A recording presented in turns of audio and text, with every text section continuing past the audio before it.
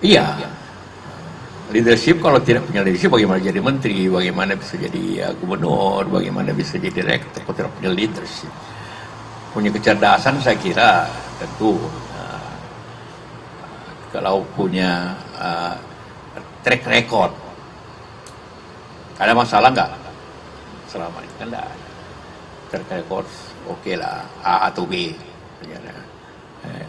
Seperti itulah yang kita harus harapkan untuk memimpin bangsa ini ke depan. Seperti itu. Saya objektif saja. Tapi suatu track record, suatu pengalaman, suatu leadership, suatu kecerdasan yang bisa memimpin bangsa ini. Dan morally dapat kita pegang. Tidak pernah ada masalah moral atau masalah korup. Ya, bahwa Formula A itu kan sudah terbukti tidak ada masalahnya. Ya. Gampang saya coba bandingkan dengan Mandalika. Mandalika. Pengelolaan balap-balapan.